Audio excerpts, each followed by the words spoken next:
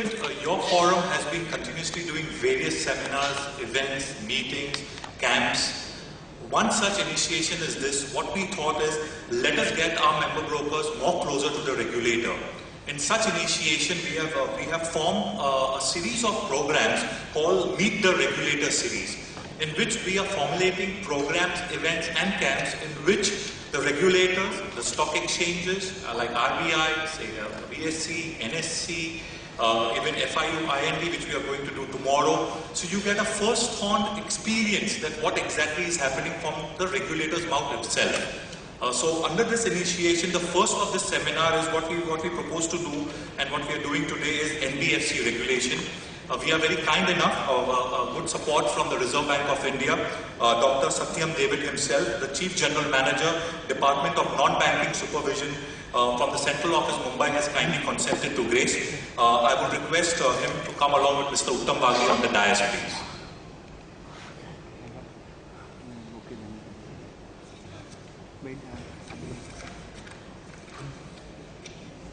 Before I read out Dr. David's brief profile, I would request Mr. Uttam Bagri, the Secretary of the BSE Brokers Forum, to formally welcome Dr. David.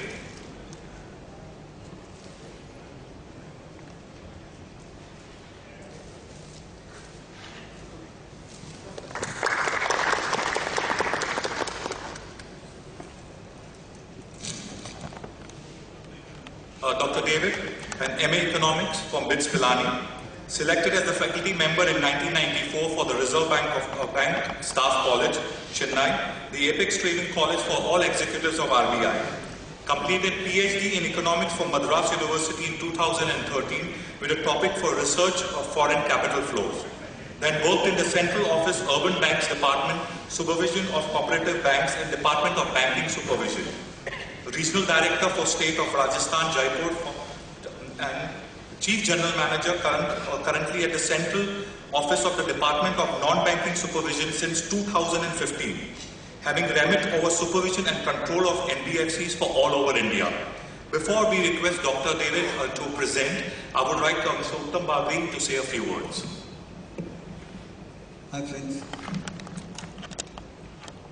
We in stockbroking business have been in this business since 1875. But as the business models have changed, one of the fundamental change that has come in the businesses is funding as an activity, as a revenue scheme. Now being regulated with SEBI, funding as a part of securities business is alright, but the regulator has always been very keen that different businesses are in different segments and overlooked by specialized regulators. So most of us already have our NBFC arms and the process of planning an NBFC arm to ensure that we can get the funding services to our customers. For those who think कि यार NBFC की क्या जरूरत है, अपने back office में ही debit मार के काम कर लेंगे. Really like to bring to your attention all the regulations, T+5 of NSE or T+15 of BSE, which is not a regulation but that's a practice where we can get into serious troubles if the clients turn sour. So it is very essential for us to understand, those who have NBFC, to understand the regulations and keeping it up to date with it, and those who don't, to really understand these regulations and prepare your own business models to really survive for the long run. Dr. David has been very kind to come and grace the occasion and give a regulator's perspective, because there's a law book and we have all read the law books, right? But when the person who is making the laws or having the input in making the laws gives us an idea on what they think, that makes us wiser and maybe to some extent able to predict what's the regulatory expectation from the market and maybe do our businesses better in a more compliant fashion. So we'll have a small talk by Dr. David, and thereafter we'll stick to the Q&A if you have any questions. I think that's the most interesting part.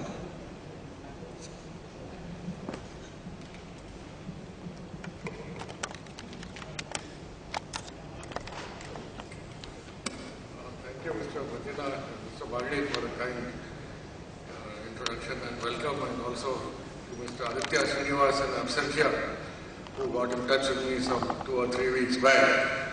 And thank you all for coming. So this was quite a pleasure to come into the Bombay Stock Exchange to give an address, one of the premier stock exchange in India and now probably one of the premier stock exchanges in the world also. And actually this is only the second visit I made to a stock exchange.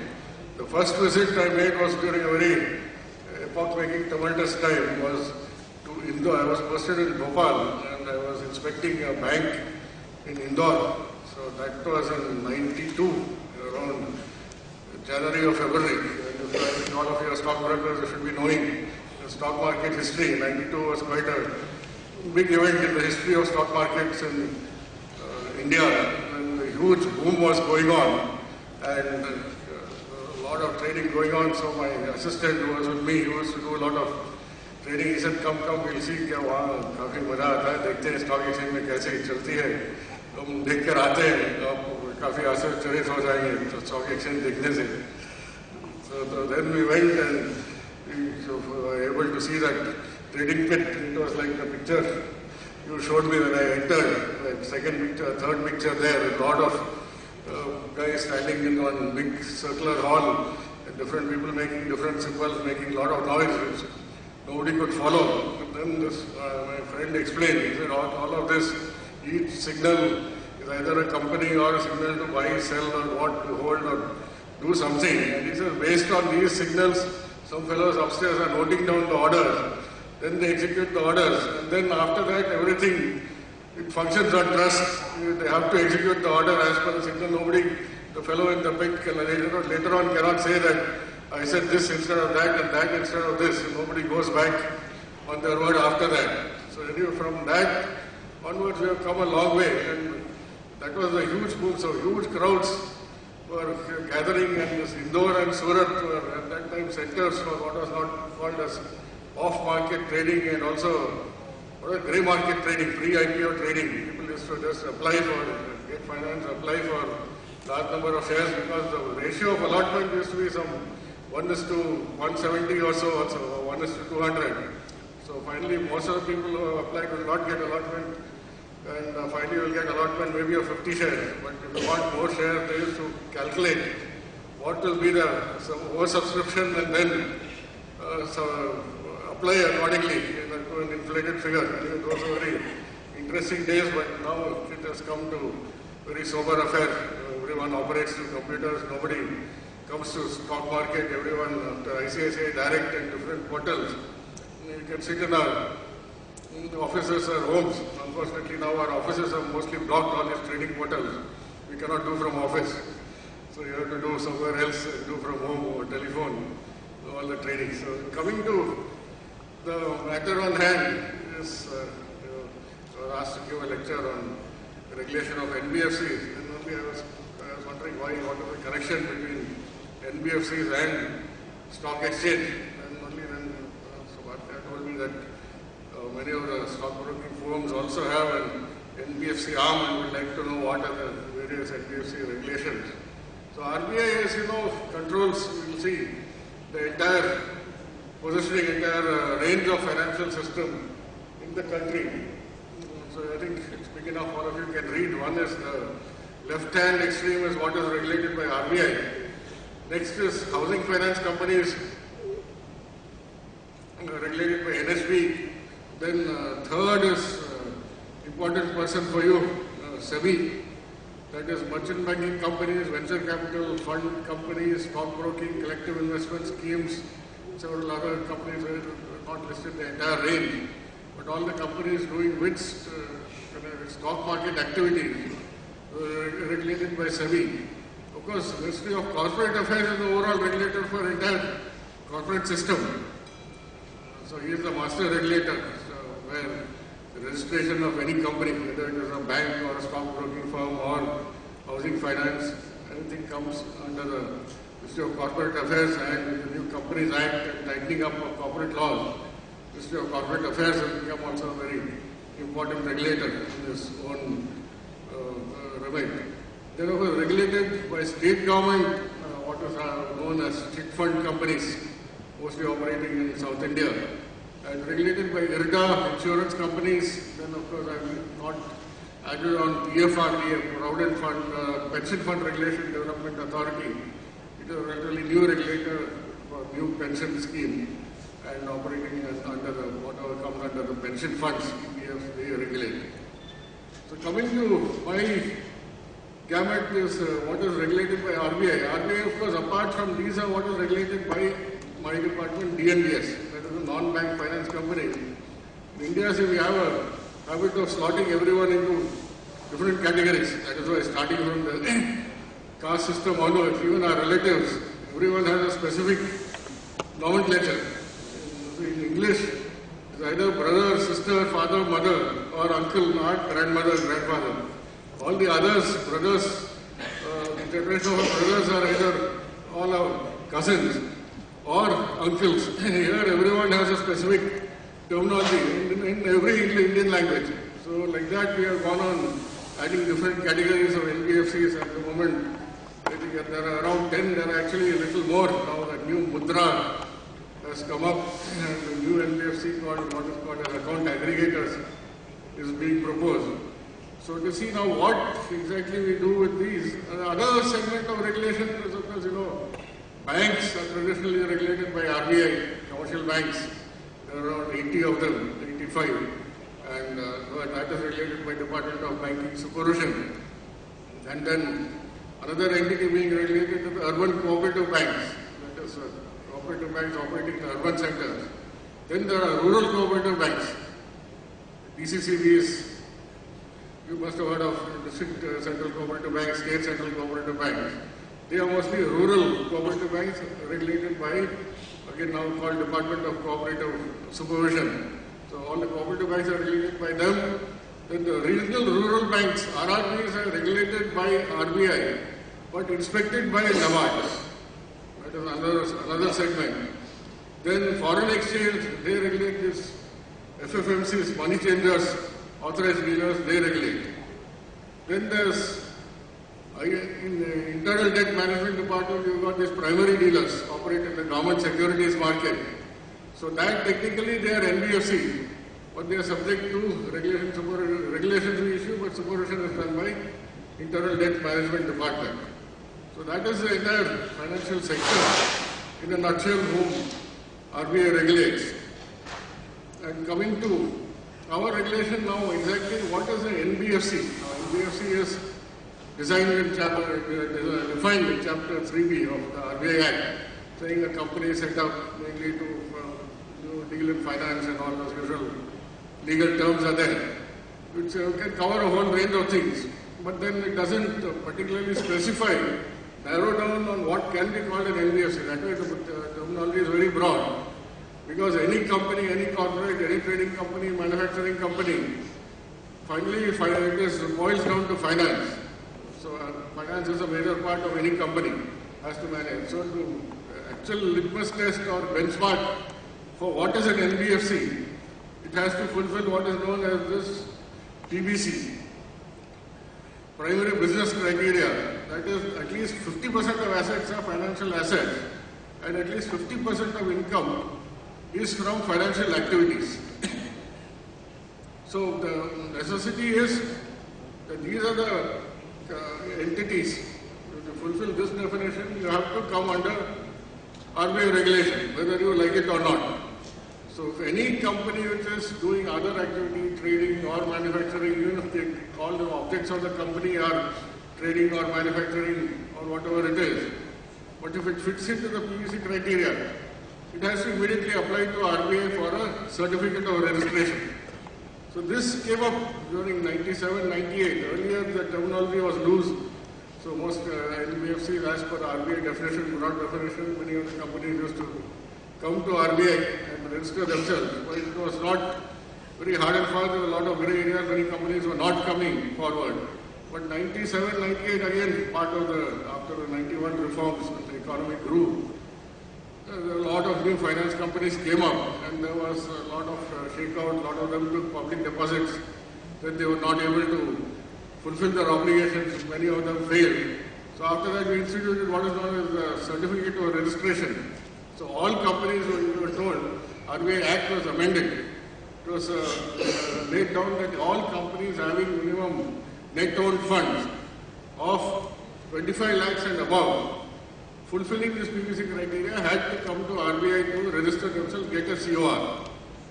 Otherwise, they had to bring down, scale down the business operations to ensure that financial operations do not account for this 50-50 criteria. They should scale it down to either one of them comes down within less than 50%, we are happy, satisfied, on an ongoing basis. Any of them comes up below, both come above 50, then we get into the picture. So this was the essential requirement to protect the investments of ordinary depositors. The RBI's role always, regulating either banks or open to banks, any entity. Firstly, our role is to protect the interests of depositors.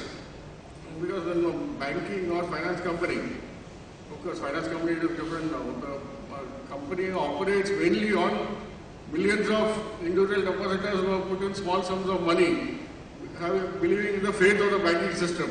So, and always in all countries, banks are regulated by a regulator who is normally more strict about regulating banks than the other Ministry of Corporate Affairs or Department of Corporate Affairs, whatever it is called. The regulation of other corporates is not as strict.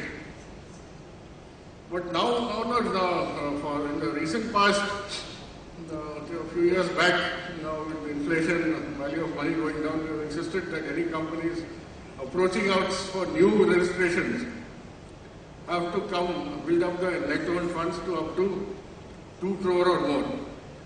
And so far we have been silent about the smaller companies who are registered long back. But now in the new regulatory policy that was brought out last November, they said that all existing companies should scale up their capital to fulfill this 2 crore of net owned fund facilities. So they have been given time up to 2017 March.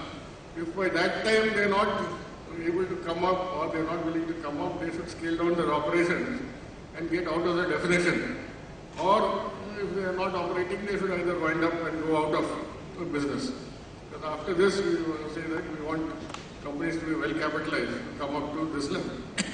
And again, with a view to harmonizing with the NPA norms for banks from 2018, we are bringing it down to 90 days. So, different types of NBFCs are there. I spoke about 10 different kinds. The main NBFCs are loan companies. Principal business should be that of making loans. Investment company, principal business should be that of investments. Asset finance companies, the majority of companies come under this, which are financing assets for productive purposes. Productive economic activity, 60% of income arises from such assets.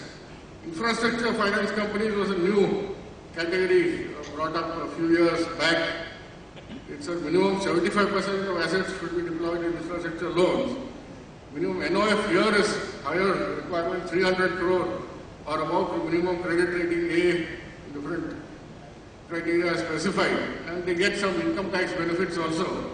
So IDFC, ILLFS and many of these government, PFC, Power Finance Corporation, Indian Railway Finance Corporation and a few other companies are infrastructure finance companies. Then there is what is known as systematically important core investment companies.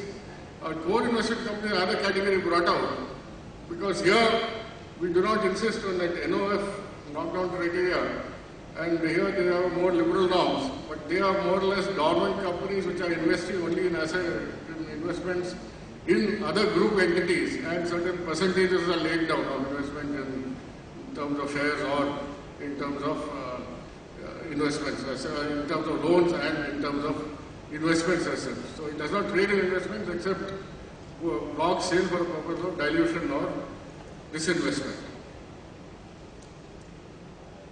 So before this, again I'll tell you the growth of the changes in the regulations are brought about.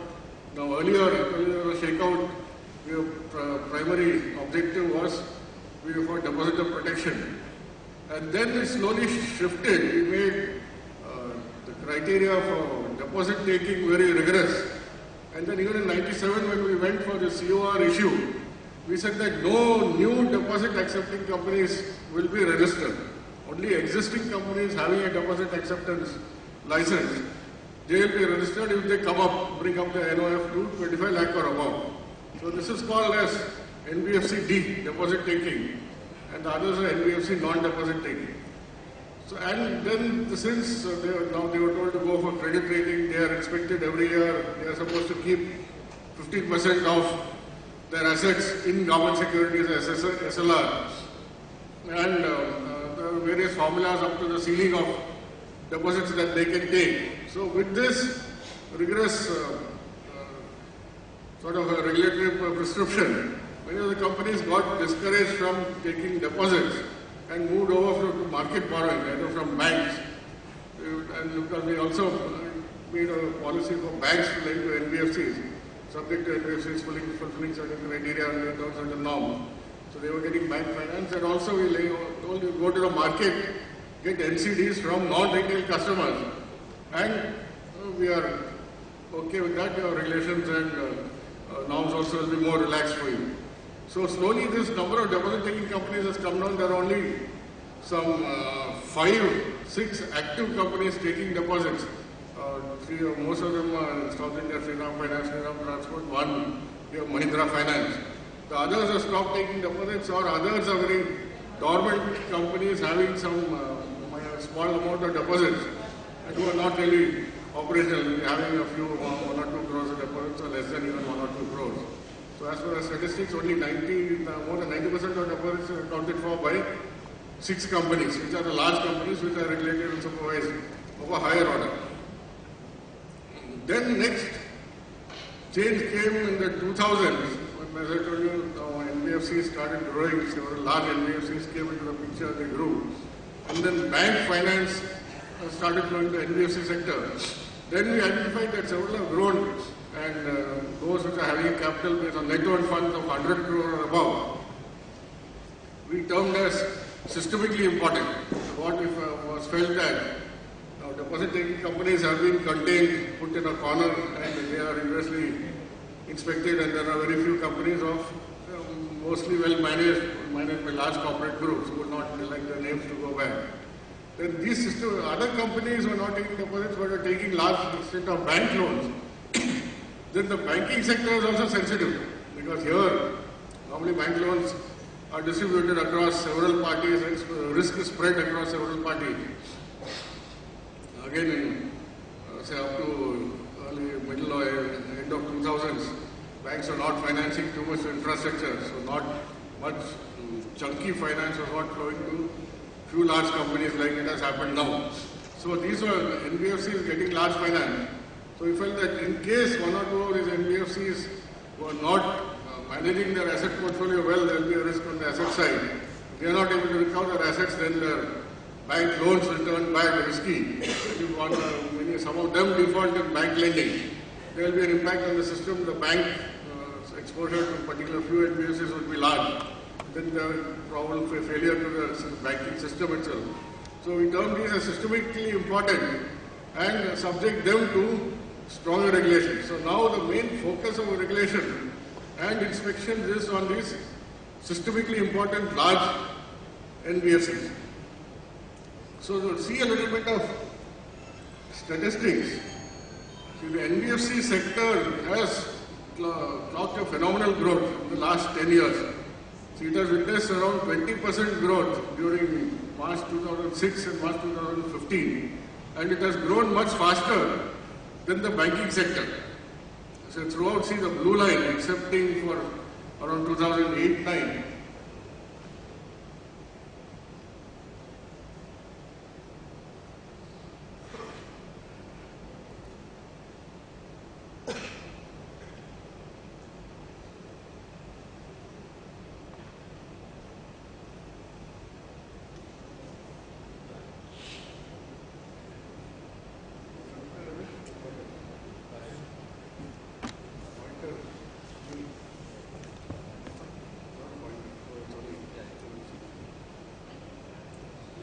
you can see the graph, you see now in the recent past, growth of NBFC sector is quite high. Actually, Last year, the NBFC sector grew, total assets grew by 25%. Banking sector growth was only in single digits, 9% or so. We put together private sector banks and foreign banks, it just marginally exceeded 10%. So the NBFC sector seems to be a sector for the future, growing, and a lot of innovations are possible in the NBFC sector, but still they are not as rigidly regulated as the banking sector. Then asset size, again with the growth in the NBFC sector, asset size is quite significant.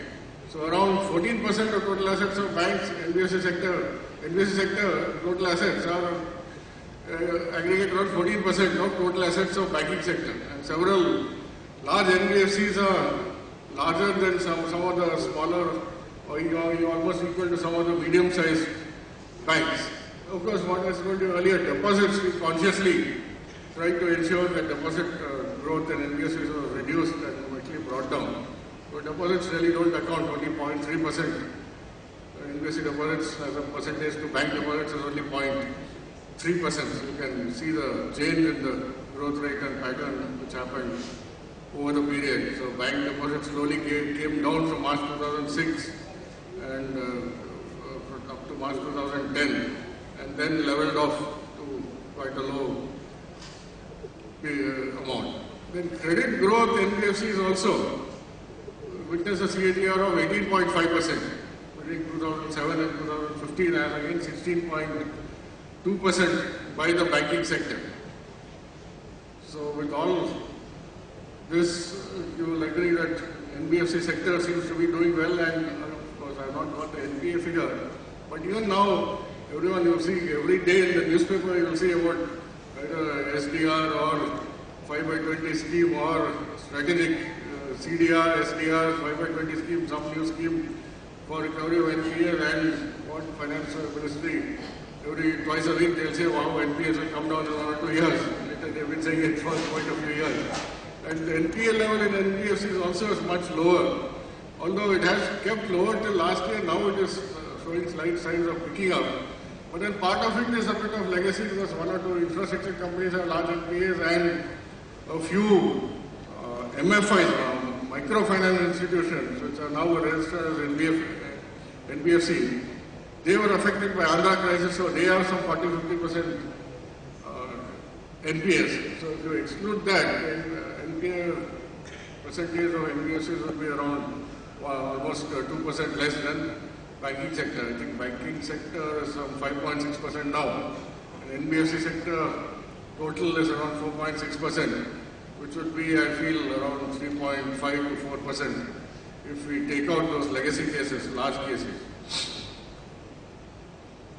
And of course, NBFCs also are contributing. One NBFC, now we are registering microfinance institutions as NBFCs. Those have grown quite a lot over recent years.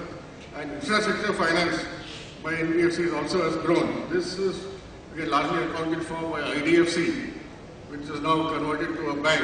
And also the government, some 6 government-owned companies are there, like Indian Railway Finance Corporation, PFC, 2 state government corporations, I think Tourism Finance Corporation. Such corporations are there also financing towards the infrastructure sector. So growth of infrastructure sector vis-a-vis banks is also quite appreciable in the NBFC sector. NBFC finance infrastructure accounted for 36% of assets, while in case of banks it was only 8.4% of assets. And along with this, as I told you, the bank credit to NBFC has also been expanding from 542 billion in 2006 March. It has gone up almost 10 times to 3,098 billion, increase of more than 5 times. Because in the recent past it has decelerated slightly, which is attributed to lower demand for auto consumer loans, and then certain norms imposed against these gold loan companies, which are expanding by leaps and bounds. So to protect their interests, we introduced some stricter LTV requirements. So they had to moderate their growth. And actually that time they were complaining against RBI's unnecessary regulation. But now with gold having gone down to lowest price in how many 30 years or so. Now they are quite thankful to us that we showed them the warning on the wall quite early, so that they were able to reduce their gold lending. Otherwise, they were lending almost 80-90% or even more than 100% of the value of the gold, thinking that the gold prices will keep going up. So that we moderated and saved quite a few companies from failing. And of course, this various bank borrowings have been growing different. And bank borrowings growing, again market borrowings also are growing for NBFCs. See, last 2013-14 it was 5,312 crores. 14-15 outstanding market borrowing was 6,627 crore. Those are largely by infrastructure finance companies and gold loan companies which are borrowing from banks. And the recent phenomenon has been even, SME segment. I was regional director of state of Rajasthan for 2 years, 2013 and 14. And we have to promote MSME lending by banks. So we had an empowered committee for MSME lending. Every quarter we used to meet the major banks having presence in the state, had to present the statistics, and they were given certain targets by a certain committees, and they had to fulfill certain percentages. And always there was a gap in targets, and then we also had to go every quarter visit some MSME cluster areas in upcountry places in the district, even taluk headquarters, and take the banks along and meet the MSME industry representatives and the banks and SIDBI and advise parties of country about all the facilities that RBI has, all the policies laid down by RBI to facilitate MSME borrowing by bank. But after all that, now we find that the growth of MSME financing has happened much more by NBFCs than by banks. Theoretically, banks lend to MSMEs at even 12%, 10, even 10%, where they're getting refinanced, or certain categories of MSMEs, or at almost 12% without collateral. But now many MSMEs, we find many NBFCs say that MSMEs are more willing to come to us because of the easy terms that we give, not much paperwork, not much running around. So all those costs are saved. So even if we charge, say 60% or 80%, and also take collateral, MSMEs are more willing to come to us for loans than we go to the banks. So again, you see this profitable not only growth in advances, profitability of in the NBFC sector also. You see the blue bar and the red bar. Red bar is banking sector, so NBFC sector. So if I give you, all of you are stock exchange masters, you must be having a lot of funds. So given the choice between setting up a bank and NBFC, I don't know why so much of rush is there for setting up a bank when there's hardly any profitability in a bank. You see the return on assets for NBFC has always been more than 2%. Return on assets for banks has been maximum 1%. 2011, it was 2008 has been very miserable. I think probably figure is not correct, the data is not correct. But return on assets and net interest margin, I find NBFCs is around 9 to 10%. Return on equity, of course, for banks appears to be higher, but that is because their main funding is to deposit. Their capital base is much thinner, whereas NBFCs do not have deposits. Your capital base has to be accordingly larger, also because of CRAR of 15%. So now covered the overall perspective of NBFC's main factor of interest for you people must be this particular slide. So as you know, till August 2014, there were no specific regulations on NBFC lending against shares. From August 2014, and then further clarified in April 10, 2015. So NBFCs with asset size of 100 crore or more, now lending against collateral of listed shares, certain norms were laid down. So you were, now earlier this LTV or margin requirements, nothing was specified. But because of high volatility brought about in the stock exchange, which has almost grown around how many percent, 37 or 47% over the previous year after takeover of the new government. So LTV ratio of 50% specified for loans granted against collateral of share. And this is to be maintained on an ongoing basis. So any shortfall in maintenance of LTV because of a sudden volatility or sudden movement in share prices should be made good within 7 working days. Then in case where lending is being done for investment in capital markets, NBFCs are advised to accept only Group 1 securities. That is as defined by SEBI, again where normally the volatility is not more than 1% in each day. So only these are to be taken as collateral for loans of value more than rupees 5 lakhs. And then these larger NBFCs 100 crore above also one reporting format was specified. We have to report online to stock exchanges on a quarterly basis information on the shares pledged in favor by borrowers for availing of loans. So these were certain measures brought in because that time stock markets were volatile, and it was found that many of the brokers and for margin financing, the party had to bring in some amount, but the balance was being made good by NBFCs. And in case sudden volatility in share prices was seen, NBFCs violating the margin norm, which are going below margin, then NBFCs were offloading shares in the market to meet their stop loss limits, which was creating further volatility or further sort of a cycle of downturn in the markets at certain stages. So the excessive volatility, to curtail that, dampen volatility, certain restrictions are placed. But we feel still this is more liberal than banks have even stronger prescriptions. Banks even have a ceiling on lending against share. So coming to broader regulatory issues, now last November and overall the entire regulations were reviewed. And as I told you earlier, there are 10 different categories of NBFCs. We decided to review these and also change the definition of systemically important. 100 crore doesn't really matter now very much nowadays.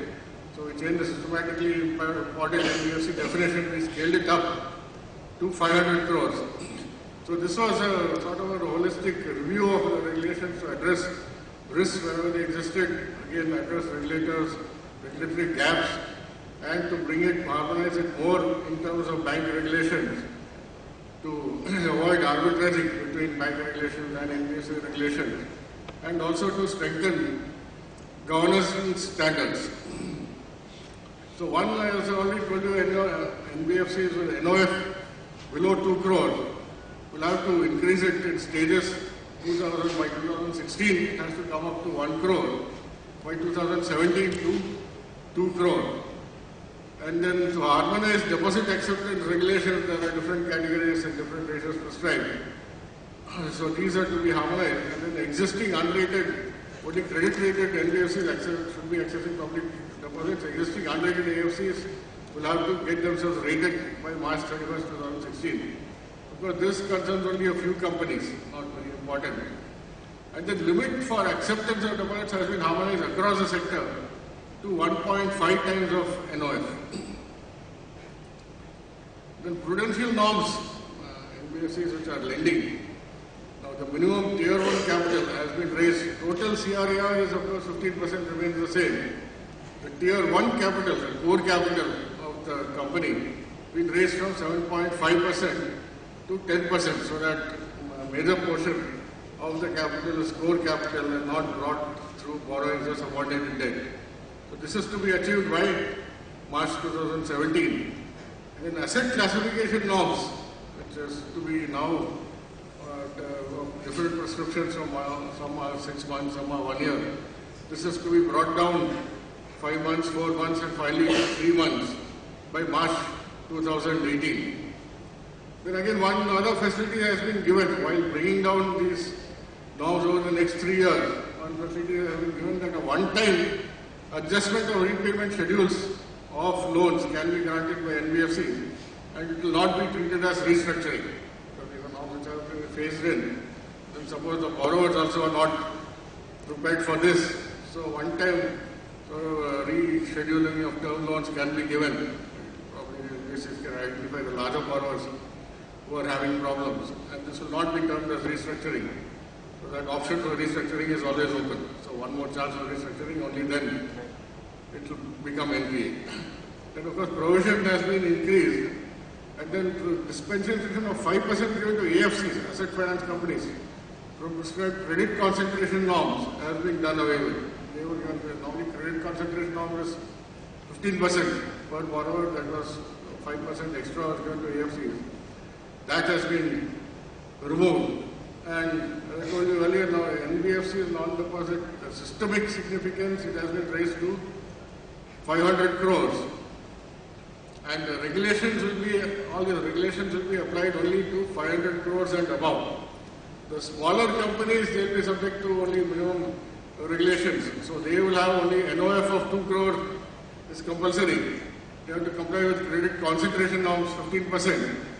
And overall leverage ratio of 7% has been introduced to them, so that in the place of CRAR norms, so that they don't get over-leveraged and over-lent and over-borrow. So these are just the three basic norms for the smaller companies of less than 500 crore net owned funds.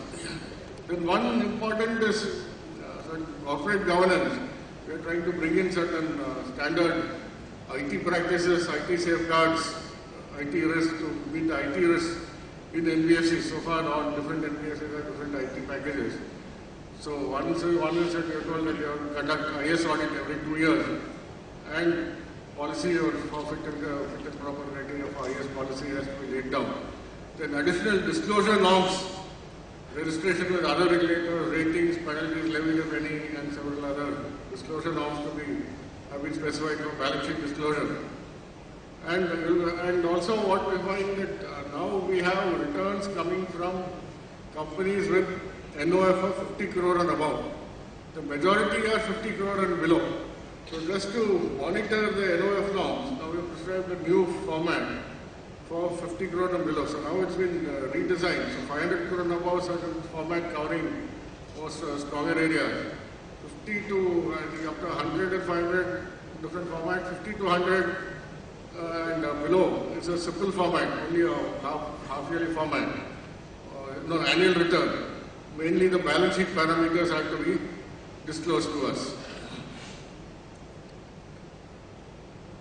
And one more, of course, corporate governance is very important for us. A huge number of NBFCs are privately managed and normally by a close group or family managed.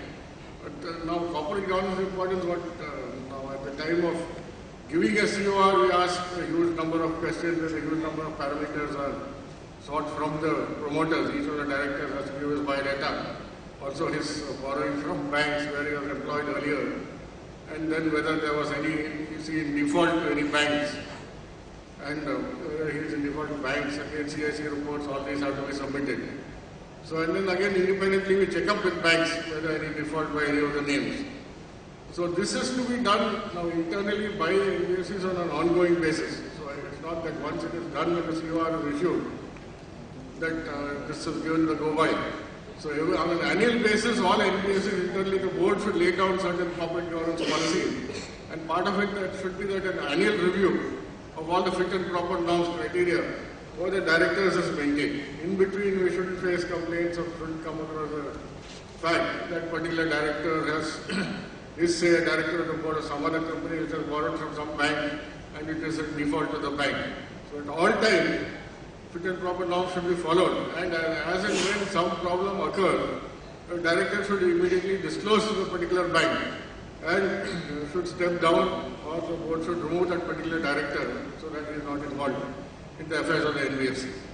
So these are the broad framework of what I wanted to cover. Of course, there are a lot of other things, but I don't want to keep dragging on at the end of the day. Then I can, in case you have any doubts or questions, I can try to answer some. Of course, I might not be able to answer all across the table, but also questions, suggestions are always welcome. Because RBI is always evolving. The market, financial market system is always changing and always evolving. So we also do not remain static at one point. We also always see if certain risks are emerging, we put some restrictions. Certain factors are changing, we ease out certain things, we keep changing norms. And I told you, 92 was a major learning for us also. There were a huge number of rules.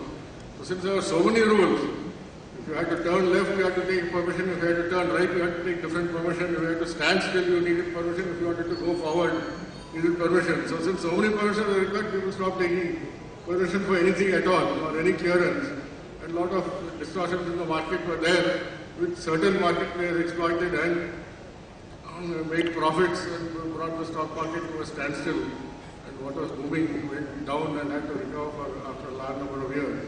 So after that, we also liberalized. We realized that we cannot keep holding a gun, specifying hundreds of rules and holding a gun to the head. People will not comply with such things. Rather, reduce the rules, have an overall governance framework so that there is more of self-governance rather than external governance. And we found that on the whole that is working more or less quite well. But there will always be some gaps, whether in India, anywhere in the world, and human beings are involved and money is involved. And there's this one Hollywood movie, he says, greed for want of a different word is good, they say, but greed, excessive greed fuels a lot of foolishness. So there will always be someone who is greedier than he is required to be, which will cause some trouble. But these are more the exception than the rule. So if anything, if you have to say something, any questions you have, you can go ahead. We'll take the Q&A now, if anybody has.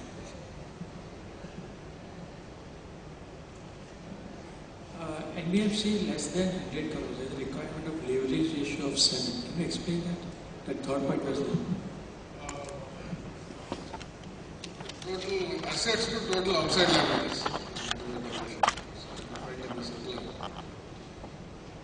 So we should not overborrow and overlend. We are not specifying, otherwise the capital risk asset ratio is an automatic sort of a ceiling on the leverage it puts. So indirectly we are putting this leverage. Most companies have hardly 3 or some highest companies are 5 now, as you see from statistics.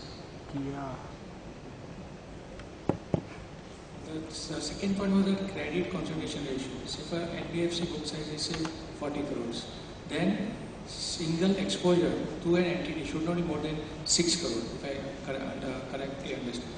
It should be 15%. No, okay. Again, this is for credit concentration norms are strictly applied for NBFCs which are deposit taking or have borrowed from banks. If NBFC doesn't have public funds, it is operating only from its own sources or borrowing from friends or relatives, relaxation is given. It is not strictly applied. So those NBFCs want to exceed the norm, case by case, apply for permission, and normally it is granted. There are no borrowings. Yeah, Mr. David, good evening to you and thank you for a very informative session. My query is that as a registered stockbroker, if we are not in the business of lending against shares, or if we are not even borrowing any funds, do we still have to register ourselves as an NBFC with Reserve Bank? NBFC register only the primary business criteria. Total assets form more than 50% of balance sheet assets, or total income forms more than 50%, total financial income. And total financial income is more than 50% of total income. Only then you have to register. So these twin criteria are met. No, because irrespective of stockbrokers are then the exempted category. So you have to register with SEBI. Okay. So for us there is no need to register. No, you have to register one regulator. Even though 50% of our income or assets may be in that's an exempted, what we call exempted category. Okay. So SEBI is the regulator. You register with them. Okay, thank you. So regarding this PBC criteria, suppose a company invests in fixed deposits with banks, that is not considered as a financial assets. Neither the interest income out of that is considered as a financial income. So there are companies who have invested their money into fixed deposits, and although they have an interest income, but they still are considered as having less than income from financial income. And suppose they invest in liquid funds, then it is considered as a financial income or a financial asset. Any particular reason for this? Because bank deposit is a dormant sort of investment. it is there for several years. So liquid funds means you have to be analyzing mutual funds, you have to see what is its position, whether it's going up or down. So it's more of a, have to be more financially active, what is the purpose. My guess is, even in accounting, fixed deposit with banks is treated as cash equivalent. So probably that's why historically it was not considered financial asset. Like a mutual fund is never a cash equivalent. So that's the logic. But there's a case to represent to RBI that if the company has some money lying and he puts it in a liquid mutual fund, or NBFC के criteria में फंस गया तो it is intention is not to do NBFC. So maybe At PSC, suppose a company like this temporarily this happens, that exemption we grant. The entities which come to us, explaining the purpose and reason for having met our criteria but do not want to register. And if we find that this will be a temporary phenomenon, then we exempt. Secondly, sir, there is a regulation, I think, that an NBFC cannot borrow from a bank against shares. But from one NBFC lending to another, one NBFC borrowing from another NBFC is allowed against the shares. So, again, is there any particular reason for this? Lending should not again. Because Bank lending against shares has a lot of restrictions in the circular itself. There is a ceiling and margin norms are there. So we hitting that. And the bank lending is more for NBFC's regular financing activities, more on financing cash flow of the NBFC.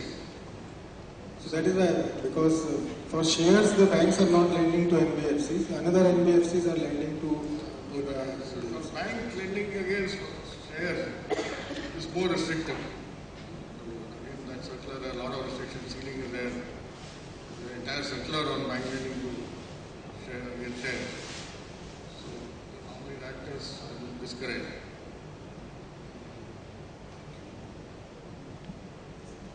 So my query is regarding LTV.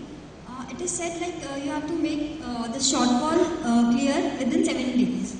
But if we ask the customer to clear it on the 7th day, we will get the payout on the 9th day. So is it like we have to ask them to make it clear in 5 days? Yeah, that's what it will be 5 days. See, now NEFT is there. On the 7th day, you can give an NEFT. But it is like against shares now, so the payout comes in T+2 day. So on the 7th day, if we sell the shares. For share transaction. Yeah, it is against. RBI cannot be concerned with the workings of the stock exchange. He'll have to bring in from his funds, not from his share transactions. Okay, so like basically it should get clear in 7 days. 7 days. 7 working days. So we have to take care like within 5 days we get it clear. Huh. Thank you. Sir, I have 3 to 4 queries. One thing is, in slide there was one-time adjustment of schedule of repayment is not considered as a restructure. It was there in the November 2014 proposed regulatory framework, but when we were going through the latest prudential norms, it was not there. So is it removed or modified? Because when we are looking at this norm, it is provided like one time when we are accommodating the client for any time it's not a commercial term, it will not be construed as a restructure. But then it is not coming clearly in the latest prudential norms. There is norms, so we're talking about master circular. I must check out. Yeah, latest prudential norm, latest master circular. Check this out. Okay, next question is that we have provided in some clarification on LTV on 10th April regarding the primary collateral and the secondary collateral to decide the nature of the lending. So there we have defined that if your primary collateral is say, if I say for example loan against property and secondary collateral is loan against shares, but then offloading will decide what exactly your nature of the loan is there. Doesn't it mean that we should take the percentage of the loan against a particular security? Because certainly when we are going for offloading, it will be always a liquidable shares, liquidable asset rather than property. What's your question? On April 10, we came, not April April, then sorry, on 6th May, we came with the clarification on the LTV, whereby we are defining where the primary security is other than shares. Then offloading should not be of shares, to make it different from the loan against shares or for LTV 50%. Where the LTV 50% will not be applicable on the cases where the primary security is not lending against shares. But then second line is providing when we are offloading the shares, say secondary collateral is shares, and I'm offloading the shares, then that interpretation is arriving like we are lending against the shares. So then 50% is applicable. So we can see what can be the interpretation. My loan is of 300 rupees where the property... From the market people interpretation and our interpretation sitting there is different. That's why discussions are useful. It is really very confusing because when we are trying in the practical situation, what happens is our 80% loan is again loan against property. And when we are saying secondary collateral is shares, certainly for any shortage, we will first go for the liquidation of the liquidable securities. Then it comes under that guidelines as we are lending against shares and now 50% is applicable. So property which is anyway eligible for say 80%, 90% or 70%, then it gets by that guideline. That value will get it. Margin gets it. And the purpose of avoid this offloading of the shares in the pending doesn't get served.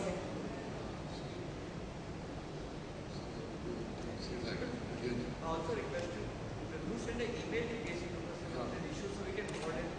Yeah, sure. Two more queries are there. Actually, we have a SARSAI reporting for the loan against properties. But SARSAI only take the reporting of EM creations, equitable mortgage, deposit of title deeds. So far, they do not have that podium or that forum whereby we can approve the other registrations, say English mortgage or simple mortgage. So that we have raised with the RBI people also, because at one side being an NBFC, we need to comply with the RBI regulations, but we couldn't be able to approve the other mortgages.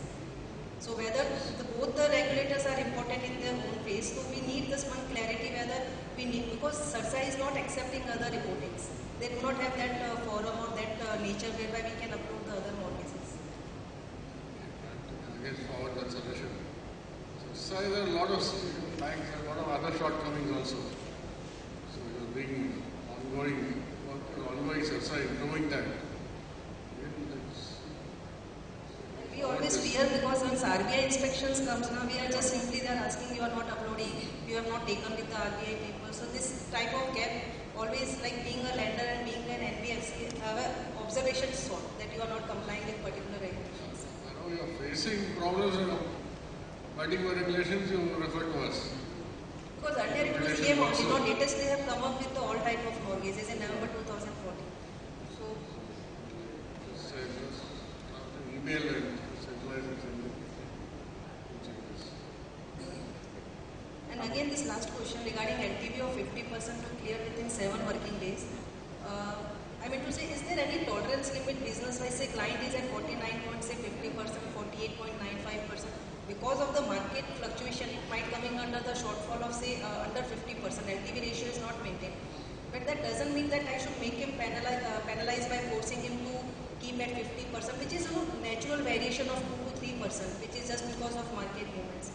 So already being an NBFC, we could not charge the upper 5% or 10% to comply with 50%. Already hits the business. Now if we are going with the 50%, then 2 to 3% variation also hits the business like anything. That आ जाएगा ना माँ, 2-3 दिन में just wait. और होता भी ऐसा नहीं है कि it doesn't happen. But then when RBI people come, they take the report of particular date and then they... Minor variations again we don't get into. We just have to see the materiality significance. So ongoing, if there's a large gap, then it becomes serious. The normal course, but that's why 7 days are given. So not many representations have come on this issue. Practically, we are facing very much. No, This is a practical problem. The client is very reluctant in listening. कि बाबा 2 दिन wait करो ना. Market is so much moving. You can wait for 2 days, 3 days, 7 days, or 10 days. Then we just want to know कि whether 2 to 3% variation can be acceptable to the line You of. cannot give it outright. You have to apply principle of accounting materiality significance. Let's see that it doesn't expand, become a bigger hole. The market sometimes moving in a unilateral direction. Keep hoping next week goes down further 400, next week another 2.5%. So now the market either moves for 2 weeks in one direction, then the other direction 2 weeks, then again goes down for 3-4 weeks. So there's risks are there. That's why. Our focus is just to interpret RBI intent to avoid the unnecessary panic selling in the market. So if 2-3% variation is could be taken as a business tolerance limit, can it be like interpreted in that way? Found a solution. See, whenever there is a borderline, there's always a problem. Suppose RBI says, okay, 10% variation allowed. So you come to 45. You qualify 44.9. See, 35% में pass होने वाला है, 34.7 में fail होने वाला है. So somewhere you have to I agree. So somewhere we need to keep 10% to keep compliant with the 50%. That's why little more on a potential basis, we expect that you will keep it slightly above. See, normally, 1% fall or rise means there's something in the market. More than 1.5%, then people start waking up. 2.5%, then people start getting either happy or worried. To which direction? Which is significant. Only shares will move 1% on some announcement. 1 to 1.5% we find. The shares which are being traded. Market also see more 2 to 2.5% means it's significant. So go by those general rule of thumb that keep 1 or 2% excess. Beyond that you maintain. Cover up these sort of situations. Sir, last question. Whenever the client is coming for the investment in capital market, the circular provides for the accept only group fund securities rather than shares. So if I look at the definition of security, does it mean that when client is coming with the security of lab and is looking for the investment in capital market, we have somewhere defined the group fund for the type of securities or any other? Group fund at SEBI is there.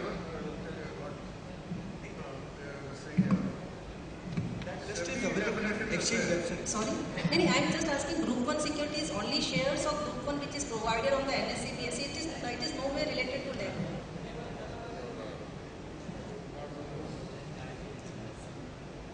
No, security is very wide term to include lab also. One share of those bought and sold group one share, I think that is given, list is given, that bought and sold at least 80% of trading days in the previous 18 months on stock exchanges. And the average cost incurred due to price decline is less than 1%. They are likely to be more liquid and less volatile than other shares trading in the market. The SEBI definition, I think this must be listed in somewhere in your stock exchange. My concern is that when I'm talking of security, is it include lab where the client and use investing in the capital market? Does it include? Does it include the lab loan against property? Does it include the security of property? No, group one security is only this. Shares. Shares. Thank you. Sir, good evening. So my question first is credit concentration norms applicable to non-deposit accepting NBFCs with less than 100 crore assets? Yes. So credit application concentration norms applies to all NBFCs. So the second question is, Concentration is there.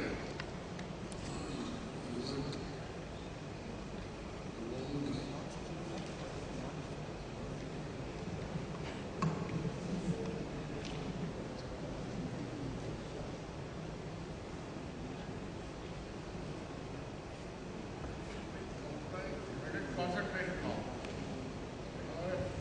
Concentration and leverage. There, anyway, I'll check it out. Raising this down.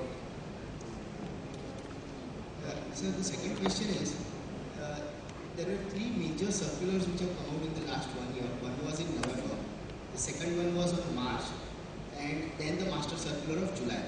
Now there are a lot of points which have not been addressed in the subsequent circulars which were there in the November circular. Now, what will override and what will prevail over others? I mean, when first scenario when there is no convergence, I mean there is a divergence. The second is when the subsequent circulars are cited compared to the previous circular. So what will prevail over what? See, second circular silent means the earlier norms apply. But sir, that was not a circular, it was just a discussion paper. Which one? The November one. November one was a circular to be implemented. Then the notification was issued much later. That was in March or so. I think normal principle of master circular is only a compilation of earlier circulars. That. So our principle is no new instruction should be given in a master circular. Even a master circular has to appear on July 1st. Even if when preparing the master circular we find that something new is to come, we have to issue that as a separate circular maybe on June 30th and include that in the master circular on July 1st. So master circular or something is there or is missing doesn't mean that it doesn't apply. That circular is that instruction is applicable unless it has been rescinded by another in-between circular. So vis-a-vis the November and March circular, the March will override the November circular. Some things are not mentioned. It will be March circular. Circular overrides unless it says this overrides all instructions issued earlier in the matter. So something is missing means the earlier instruction continues. It is not necessary to include this in the particular notification. Because that restructuring one-time measure is more like it's not a sort of a legally binding thing. It's a facility given to you. So nobody will challenge, from the sector will not challenge it because it has not been notified. Whereas we say 15% rate concentration norm earlier and we omit it from here, then that is a binding item on the market. So it can be challenged. Earlier you said in the notification it is not there, why should I adhere to it? So the binding aspect will be notified, only come in the final circular. And sir, the final question. There is a lot of apprehension in the market about registration of new NBFCs. You apply properly. We are issuing last year, we are submitting a note to our board. 35 new NBFCs have been given COR within the last year. So all applications are being considered and granted on merit. So almost 3 per month. So the only thing is you find that applications, it's a bit cumbersome, I admit. But then we require all that to see that we want everything to be 100% scrutinized and safe right in the beginning. Because now in our system, I'm not using any other wrongdoing. Now I myself, I can get ID proof and things are easy to obtain. So that's why you want at least 3. You may ask why I want the passport copy plus your PAN card plus something else. So one may be manufactured, but 2 or 3 of getting it is a bit difficult unless a lot of effort is taken. And that consistency we see also. And then a lot of declarations, this fit and proper norm, questionnaire, past employment for the last 5 years or so we asked. Then again from the employers, now the employers are NBFCs, the finance sector, we get their opinions. And again bank facilities, credit information bureau score, all those. So many of the applicants, sometimes they leave certain things unfilled. That's a waste of time, primarily for the applicant and for us. One minor thing is the applicant submitted in the RO. They do a due diligence scrutiny and then they try to take up everything. Then again, internally the application should be consistent. So you're supposed to give financial figures, numbers, projections, so all that should be consistent and realistic. So we expect that the person who is intending to set up an NBFC should have sufficient ability and the core competence. So the person may have the competence to fill in a very well brought out application itself. Now, how will you manage a large NBFC which consists of capital and maybe at least 40 to 50 people to start with, and manage it ongoing? You have to grow also, you cannot be stagnant.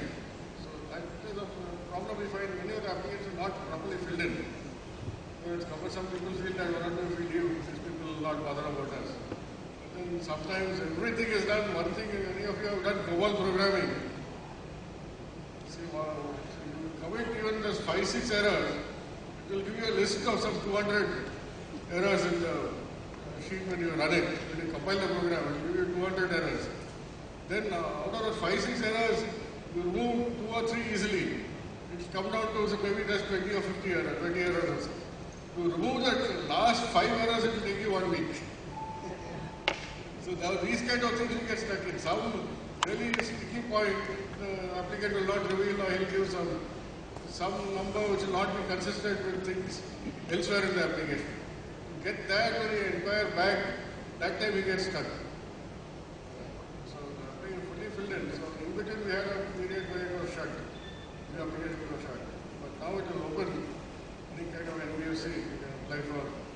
The application is sound and everything fits with our parameters. We are giving CORs. So we do have a number of factor of data, 35 new applications given CORs, while 70 old companies have been CORs are cancelled for various problems. Either they are vanished, not submitting papers, or for various other business. So let's take any company which is having a net owned fund of less than 2 crore rupees, but having 100% of its assets in financials, like in finance, be it shares or bonds or anything. No lending activity, no borrowing activity. Income comes only from interest or dividends, and less than 2 crore rupees net owned funds. Does it have to register in NBFC? Register in NBFC. It has to.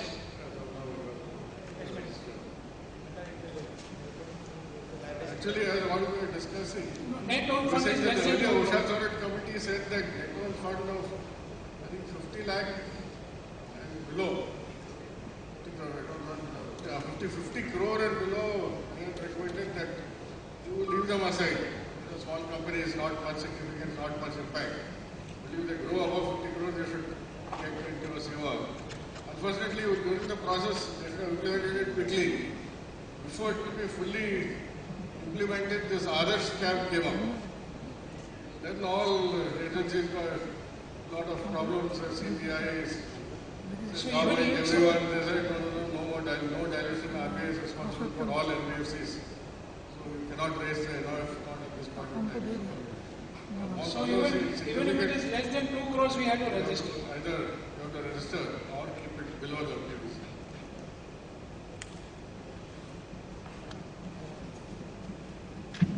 Sir, one last question. Generally, banks, they are reluctant to give loan against property to NBFCs. They are giving loan against property to any other company. But when it comes to NBFC, is there any specific restrictions? Loan against property to NBFC. Yeah, by banks. There are no restrictions. They are saying upfront, they are saying private sector bank or public sector. They are upfront saying the bank cannot lend to NBFCs. Banks are lending to NBFCs on the general business. What they see, 3 lakh crores, I think, of advances from banks by NBFCs. So what we are saying, they are not lending Lending against property to NBFCs. against property. Yeah. Non-banks. And that's a collateral security. Yeah, absolutely. Like shares, you told that the master circular pertaining to shares of bank cannot lend. Yes. Against property, they can lend. Or is there any restrictions restricting bank to lend to NBFCs? Offhand, I say there are no real restriction, but you see the bank, the lending policy for banks is there on a master circular website. Loans, lending by banks. That you see on different kinds of categories, infrastructure financing, all kinds of different financing by banks. Various norms are laid down, real estate financing. You can see whether there's some minor clause somewhere there. There's something. See a value. And one more thing, like there is a certain ceiling limit for each bank against capital market exposure. Something like that. There is no ceiling specified for banks. No. Banks have that 15% ceiling. Banks have 5%.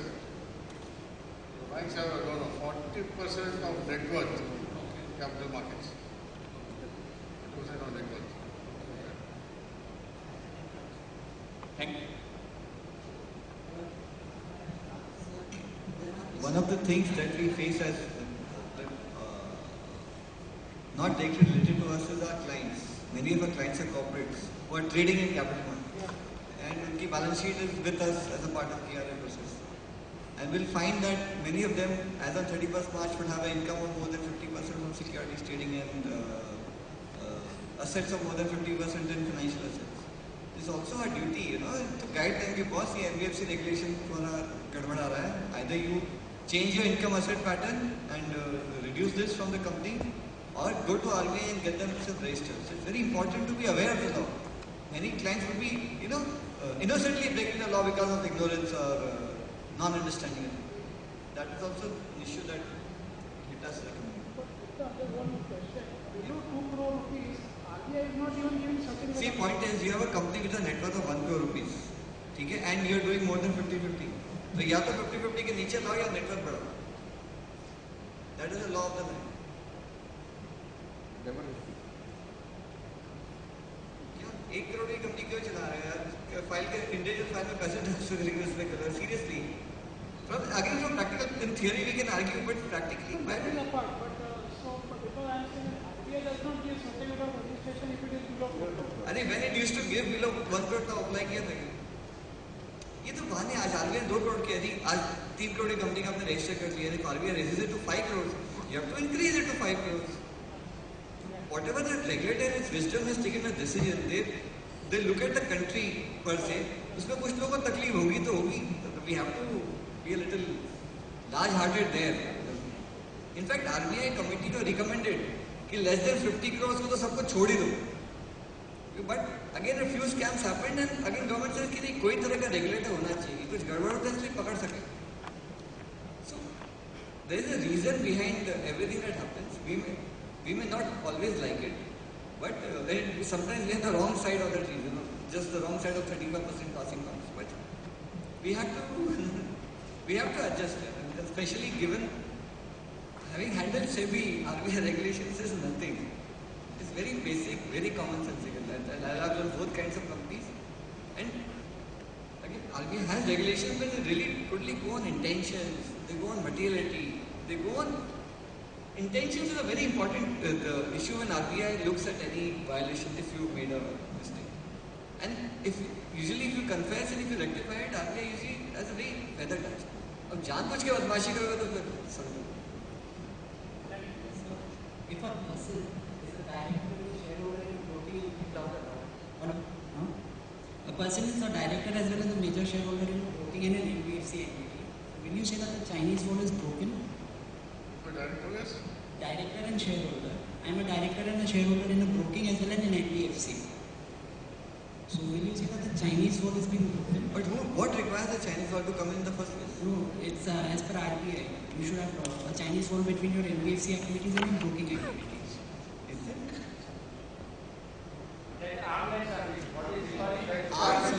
So, but the director is not. Most of you are brokers. The general principle is any transaction between the broking company and NBFC, the particular director should not be present during the discussion. He can be on the board. Sorry? He can be on the board. He should not take decisions. But particular discussion should be recorded that he recused himself and went out. Other directors discussed the issue and decided on that. What if he's a major shareholder in both the entities? Direct, it's all general principles to be observed. And it should be arm's length, should be proven to be arm's length relationship also, that whatever price the mutual dealer settled at is at a market related price, and full information was not available to both for that. Both the proceedings that you should be away from the proceedings dealing with both the companies. I'm in the process of applying for a fresh registration. So it's a broking outfit. And the director and shareholder of the broking outfit is the director and shareholder in the proposed NBFC. So see now there are a number of these guidelines. NBFCs come, they say now combination of SEBI guidelines, RBI guidelines and Companies Act. This is impossible to fulfill by everyone. I mean, so this must be hitting some guidelines somewhere. But will the application be rejected by RBI in such a case? NBFC broking company. Normally see NBFC and a broking company would not be mixed up. So it's a fresh application. Fresh application. Preferable to have separate directors. Even if you are a shareholder. It's see, shareholders, he's only bringing in money. Even if you're a shareholder, but a different director. So shareholders will... Shareholder, I don't think objection can be there. These all taken again depending on, subjective matters. Taken depending on the circumstances, during the time, it depends on personalities. After the application goes, nothing is in my hand. Before the application goes, I can suggest the claim. So these are again big issues. Normally we like to keep shareholder, broking company, promoters separate away from an NBFC or a bank or promoter. So the risk involved, volatility is high. Principles they state that. I have a Last few questions. there is this corporate governance direction which has recently come in. Now there is a small clause in that fit and proper criteria which we have to comply. So basically we need every quarterly some MD certificate which needs to be given. Now is it only to be given when there is a change in the directorship and appointment, or generally? Continuing directors, they have to ensure that whatever conditions mentioned at the time of enrollment, whether they were borrowers, again holding shares of the company, everything has to be disclosed. And then whether any of the norms they are violating. So But there is no change even then? even then they have to Every quarter? say no change and sign and give. The basic requirement for getting registered as NBFC is that they should be corporate. If there is any other entity like partnership firm or they are engaged in any lending business, whether these regulations are applicable on them also? No, these are only for corporate. But then Anybody is doing say loan against different business through his partnership firm or associate or person also. Incorporated bodies only cannot accept public deposits. That is But they can do lending business.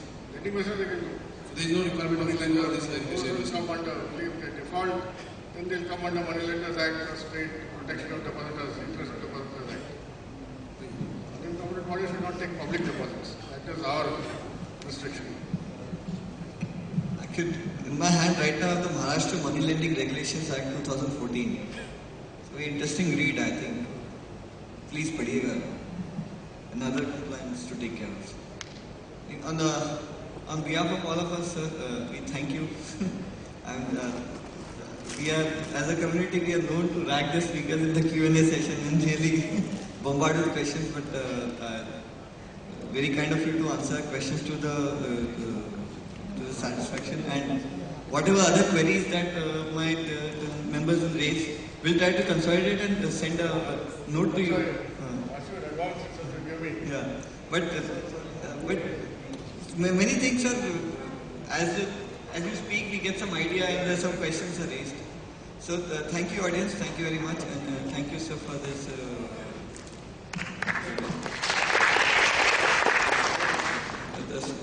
Just a small token so that you don't forget us.